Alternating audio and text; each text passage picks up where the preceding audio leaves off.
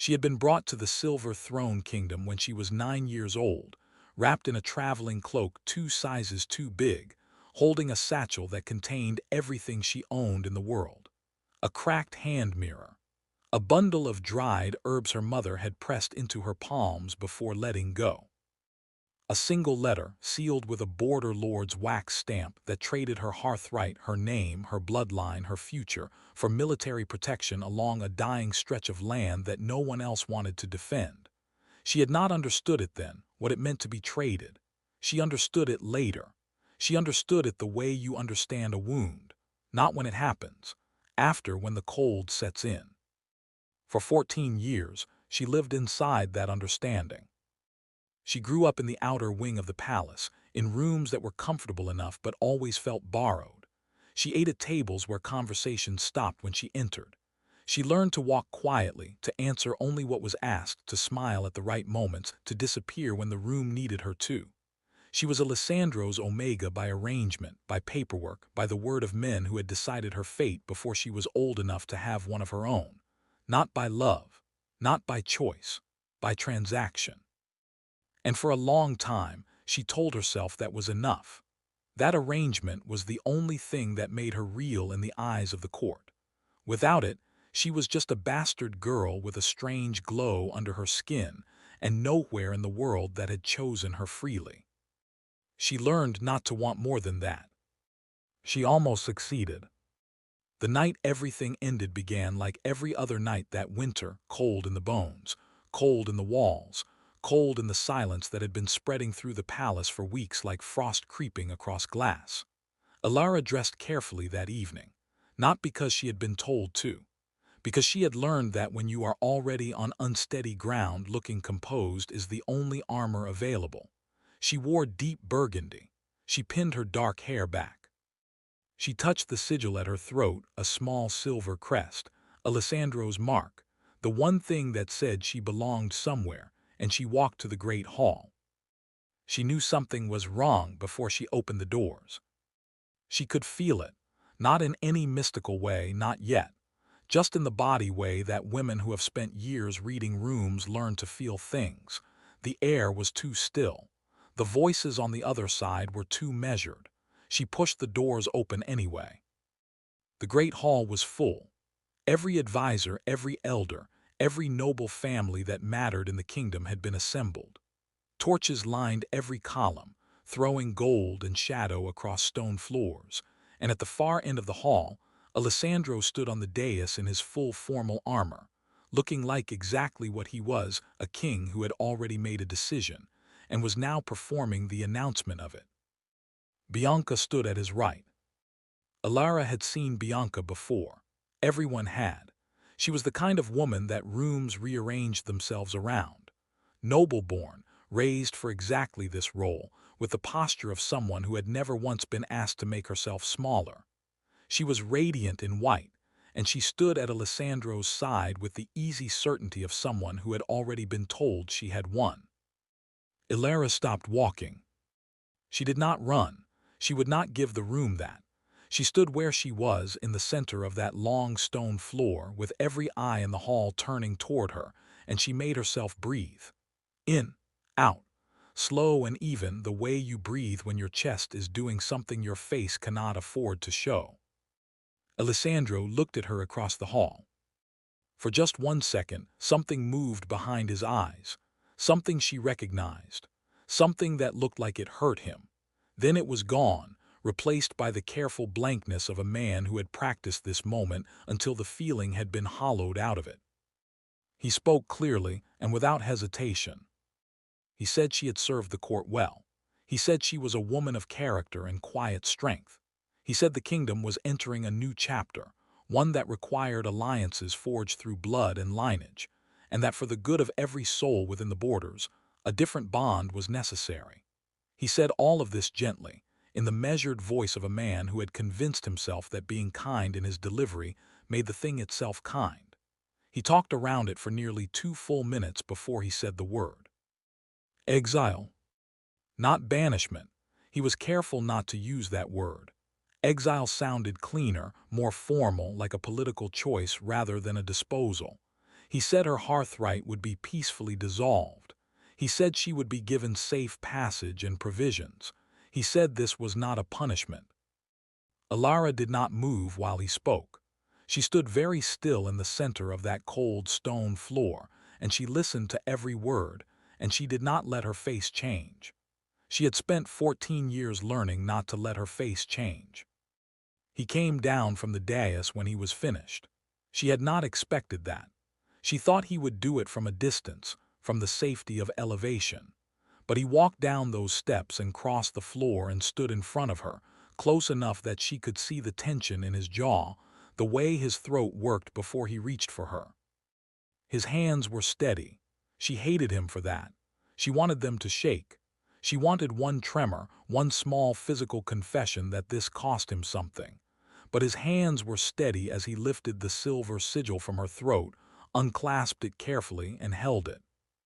He said quietly so only she could hear, "You were never built for this war, Alara. This is me protecting you." She looked at him for a long moment. She thought about 14 years. She thought about the dried herbs in a cracked satchel. She thought about all the mornings she had talked herself into being grateful for borrowed rooms and half-belonging. She said nothing. She turned and walked toward the great doors at the end of the hall, and the crowd parted for her, and she kept her shoulders back and her steps even, and she did not look back at him, not once. The doors opened. The winter air came in like something alive, sharp and biting and honest in a way the hall had not been. She walked out into the snow. Behind her, every torch in the great hall guttered at once, all of them dipping low as if something invisible had passed through the room and drawn the light out with it. Several people in the hall whispered. Alessandro felt it move through him like a door swinging shut inside his chest, a silence where something loud used to be. He told himself it was grief. He told himself it would pass. He was wrong about both. He broke the bastard Omega's heart to protect his Luna. Then fate took everything from him. Chapter 2. 3 weeks after Alara walked out of the great hall, the first field went dark. Not burned, not flooded, just dark. The soil turned the color of ash overnight, and nothing that had been planted in it showed any will to live. The farmers who worked that stretch of land on the kingdom's eastern edge came to the palace with dirt in their hands, holding it out like evidence, like they needed someone in authority to look at it and tell them it was not as bad as it seemed. Alessandro's steward sent them away with reassurances and a small purse of coin. Alessandro heard about it 3 days later, between 2 war meetings, and filed it in the back of his mind under problems that had explanations he had not yet found. He was good at that, filing things away. It was one of the skills that made him an effective king. The second field went dark the following week. Then the third. Then the livestock in the northern quarter started losing weight for no reason the healers could name. The river that fed the valley ran slower, not from drought, the sky had been heavy with clouds, but as if the water itself had lost some essential desire to move. Alessandro stood on the palace bridge one morning and looked down at that sluggish gray current and felt something cold move through him that had nothing to do with the winter air. He still told himself it was coincidence. He was a man who had built his entire reign on the belief that the world operated by logic, by strategy, by the decisions of the people powerful enough to make them.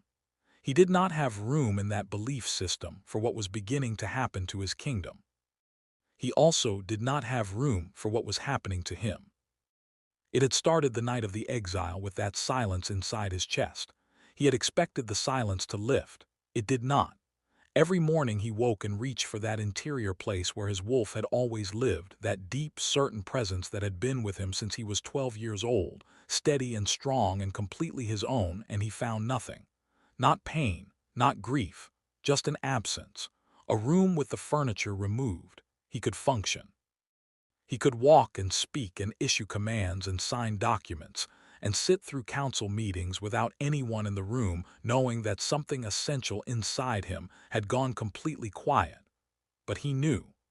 In the way you always know when something that was supposed to be permanent has ended. He told no one. Bianca moved into the queen's chambers 2 weeks after the exile. The announcement was formal and dignified, and the court received it with the appropriate displays of celebration. Alessandro watched her settle into those rooms with a feeling he could not name. She was everything she was supposed to be: warm when he needed warmth, composed when he needed composure, politically connected in ways that genuinely strengthened the kingdom's alliances. There was nothing wrong with her. He understood this clearly and completely. And yet, every time he sat across from her at the evening meal, there was a quality to the silence between them that made him feel further away from her than the width of the table could account for.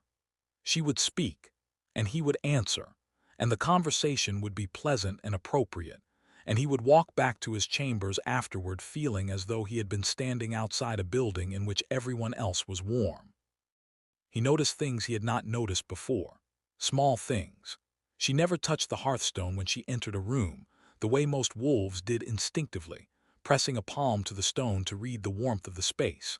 She never lingered near growing things, the palace garden, the potted herbs in the kitchen corridor. When the hounds came near her, they did not growl, but they always walked around her rather than to her, in that careful, deliberate way animals move around something they have decided not to trust.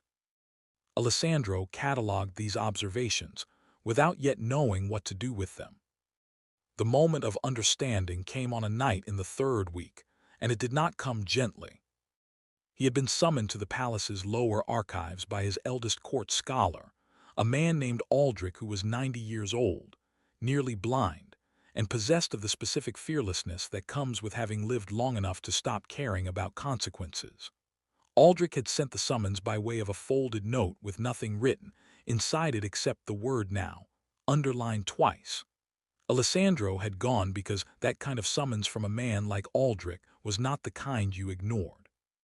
The archives smelled of old parchment and tallow candles, and the particular cold that lives in rooms built from stone that never fully warm no matter the season. Aldrich was already there when Alessandro arrived, bent over a table spread with documents so old their edges had turned to lace. He did not look up when Alessandro entered. He simply pointed at the pages in front of him. Alessandro leaned in and read.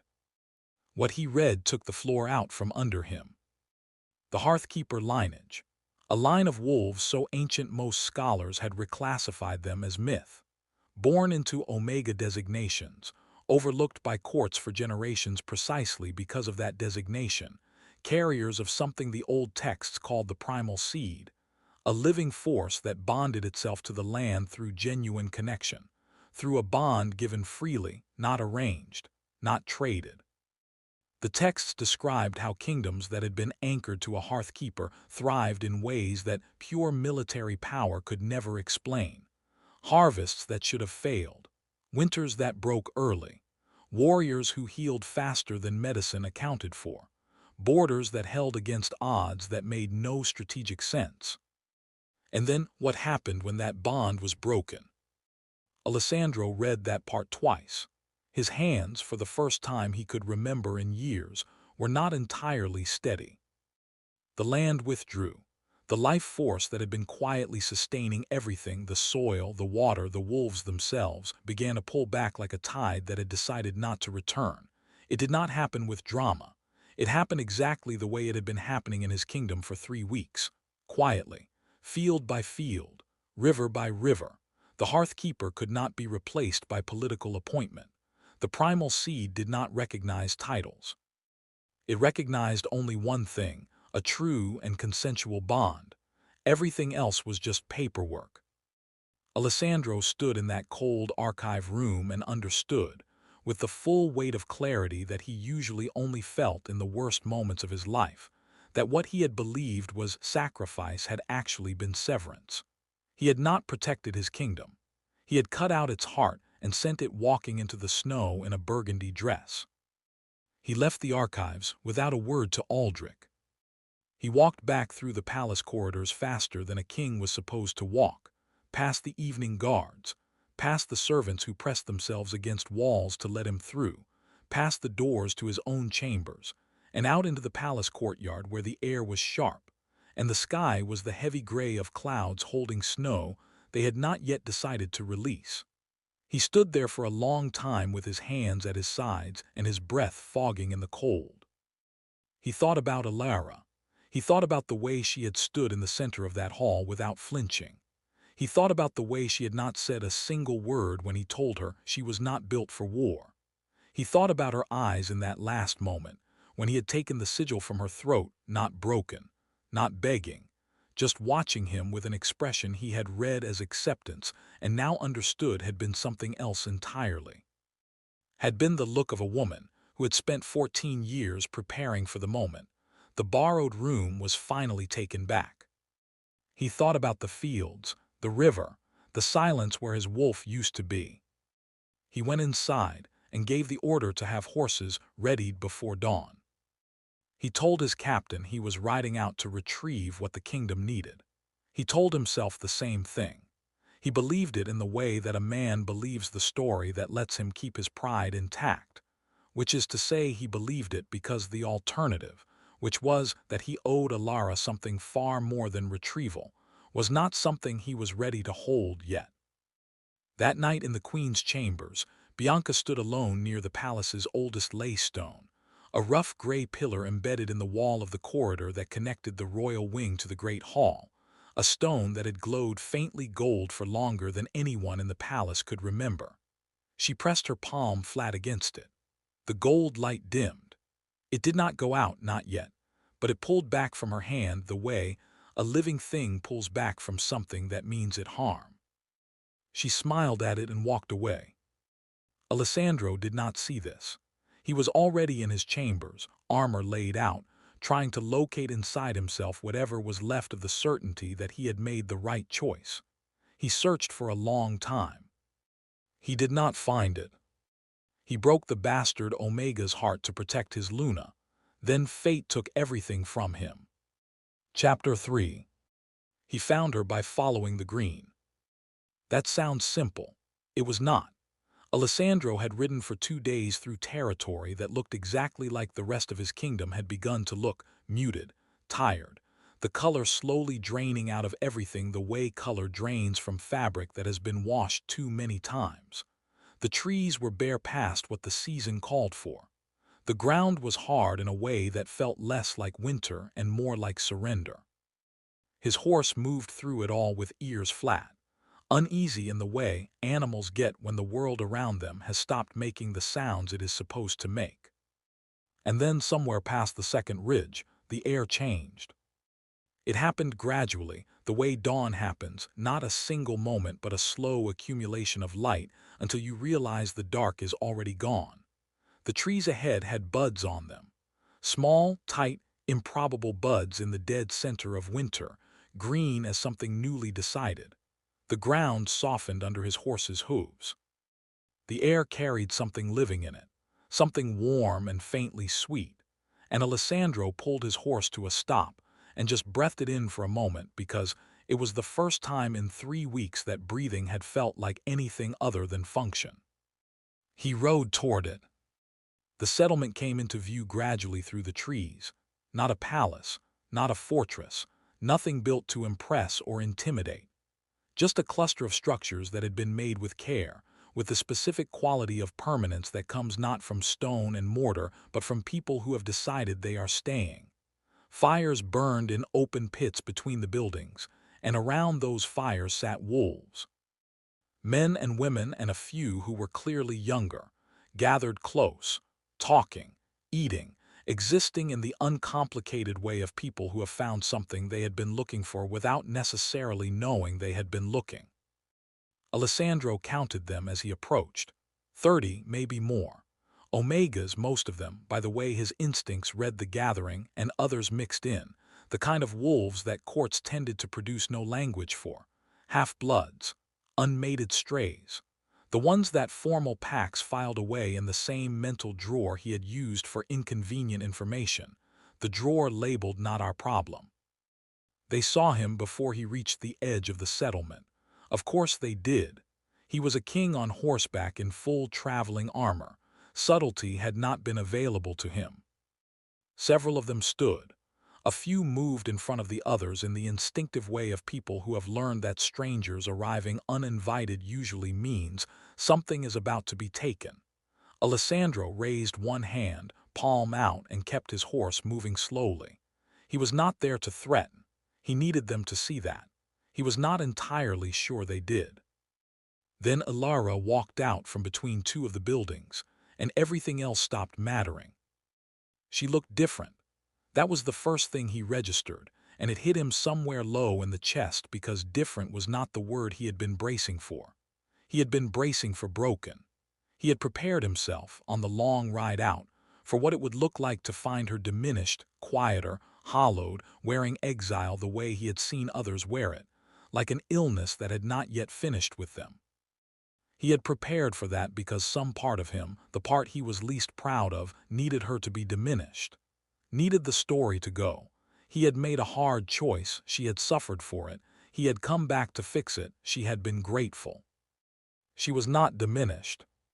She stood at the edge of her settlement in a plain wool cloak, her dark hair loose around her shoulders, and the ember glow beneath her skin, that thing the court had always called a bastard's mark, a flaw, an embarrassment was alive in a way he had never seen it. It moved under her skin the way firelight moves, warm and restless and completely certain of itself. The wolves behind her had not been told to stand close. They had moved close on their own, the way people move toward warmth without deciding to. She looked at him with those steady eyes and she said, "You should not have come here." Not angrily. That was what undid him. She said it the way you say something you know is true and are tired of being the only one who knows it. He dismounted. He told himself it was a gesture of peace. The truth was that sitting on a horse above her felt wrong in a way he did not have the vocabulary for yet. He told her the fields were dying. He told her about the river. He told her what Aldrich had shown him in the archives, the Hearthkeeper lineage, the primal seed, what the old texts said happened when a bond like hers was severed from the land. He told her all of it in the straightforward way he delivered information in council meetings, organized and sequential, because that was the only mode he had available to him in that moment, and he knew it made him sound like he was reading from a document instead of standing in front of a woman he had wronged, but he could not find another way through it. She listened, she did not interrupt. When he was finished, she was quiet for a moment, and then she said, "So you need something from me." It was not a question, it landed anyway. He said yes. He said the kingdom needed the bond restored. He said he was prepared to, and here he paused, because the word he reached for first was negotiate, and even as it formed in his mouth he felt how wrong it was, how much it sounded like exactly the problem she had spent 14 years inside of. He stopped, started again. He said he was prepared to discuss whatever terms she required. She looked at him for a long moment. Then she looked past him at the trees, at the edge of the dead territory where her living one began, at the exact line where his kingdom stopped breathing and hers started. She said, "You came here to retrieve me, like a document you misplaced." He did not deny it. He could not. She was right, and they both knew it, and the only thing he had left that was worth anything in that moment was the decision not to lie to her face. That was when Bianca arrived. She came through the trees on the eastern side of the settlement with 6 wolves at her back, wolves Alessandro did not recognize. Not his guard, not his court, not anyone who should have known where he had gone or why. She was still in white, immaculate for someone who had ridden through winter forest, and she moved with a purposefulness that made the hair rise on the back of Alessandro's neck, because it was the purposefulness of someone arriving at a destination, not following one. Everything happened fast after that. Bianca spoke, and her voice was not the voice she used in the palace, warm, measured, calibrated.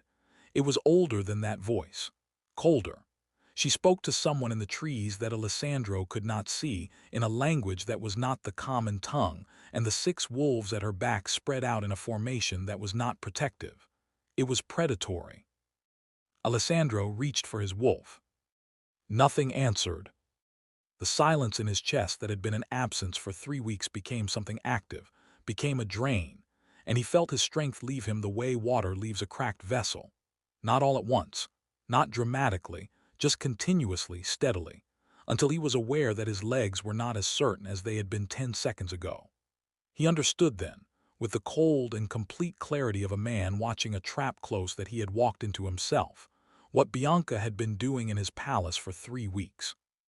Not moving in, moving through. Every night in those chambers, every meal at that table, every hand pressed to that laystone in the corridor, she had been drawing the life force out of his kingdom the way you draw poison from a wound, except she was not drawing it out to heal it. She had been feeding it somewhere else. His knees hit the ground before he decided to kneel. That was the difference. He had not chosen it yet. His body simply stopped being able to hold him up. Around him, he heard the sounds of Alara's wolves moving, the settlement responding, people and animals shifting into something that was not panic but was not calm either. He heard Bianca's voice giving an instruction.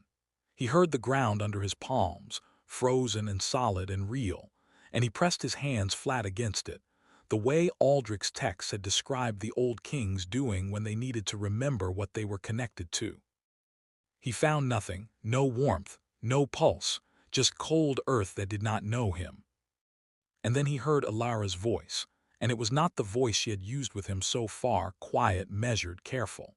It was something underneath that voice, something that resonated in the chest rather than the ears, and the ember glow he had seen beneath her skin when he arrived was no longer faint. It came off her like heat comes off a forge, visible and warm and completely without apology, and the wolves behind her were not afraid of it. They stood straighter in it. She walked past Alessandro toward Bianca, and Bianca's cold voice faltered for the first time. Alara said, "This land was never yours to empty." The 6 wolves at Bianca's back looked at each other with the specific uncertainty of people whose instructions had not accounted for this particular outcome. The one in the trees had gone quiet. The formation broke. What happened between Alara and Bianca in the next 2 minutes was not a battle in any way Alessandro had been trained to understand battles. There were no weapons drawn. There was no physical contact. There was only Alara standing in the center of something ancient and finally awake, her power present and undeniable, and Bianca standing opposite her with a cold that required distance to function and was not getting enough of it. Bianca's connection, her ability to pull and drain and take, required the thing she was feeding from to be isolated, unanchored, alone. Alara was none of those things. She had 30 wolves at her back who had chosen to be there. The cold broke first. Bianca retreated into the tree line with what remained of her escort, and the forest swallowed her, and the threat of her went with her. And Alessandro was aware that this was not a permanent solution, but it was the only one available in that moment, and it would have to be enough. The drain on his strength stopped. He was still on his knees in the dirt. He became aware slowly that Alara had turned back toward him. He heard her footsteps stop in front of him. He looked up. The ember glow had settled back to what it had been when he arrived, warm, alive, entirely her own, and she was looking down at him with an expression he could not fully read, which was perhaps as it should be, because he had spent 14 years not trying hard enough to read her. He said her name. She waited. He understood, kneeling there in the dirt of the settlement she had built from nothing in 3 weeks while his kingdom was quietly dying, that there was no version of this that ended with him taking her back. The word back already assumed the wrong shape of things. Back implied return. Return implied that what had existed before was the destination.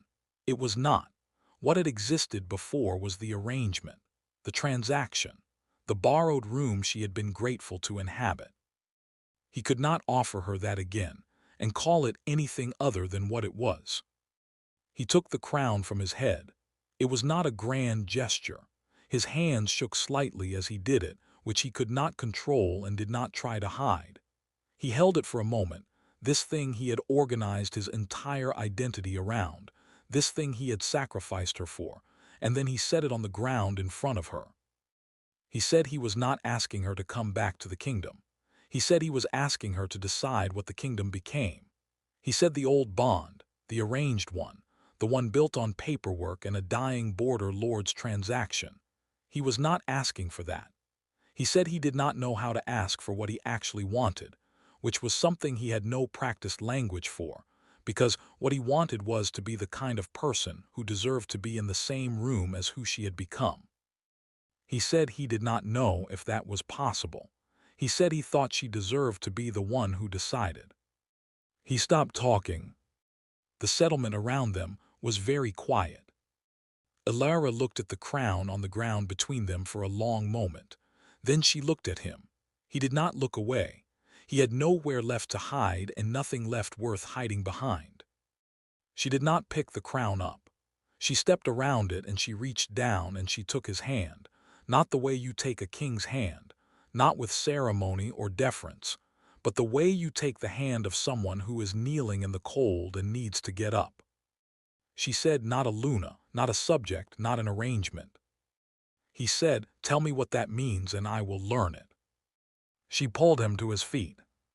The ground beneath them, the frozen, hard-packed dirt of that clearing began to warm, not dramatically, just enough to feel. A pulse beneath the surface, faint and steady, like something that had been holding its breath and had finally decided to breathe. Around the edges of the settlement, the buds on the winter trees pressed a little further open. The fire in the nearest pit burned a shade brighter without anyone adding wood. The crown stayed on the ground where he had left it. Neither of them reached for it. The wolves of the settlement watched it sit there in the dirt, and none of them moved to claim it either, and after a while it began to seem like exactly the right place for it. Alessandro stood beside Elara in the warmth her power threw off and felt, for the first time in 3 weeks, something answer inside him. Not his wolf, not yet, not fully, that would take time he had not earned yet and knew it, but something, a thread, thin and fragile and entirely conditional on what he chose to do next and the day after that and every day after that for as long as it took. It was the most honest thing he had felt in years. He stayed.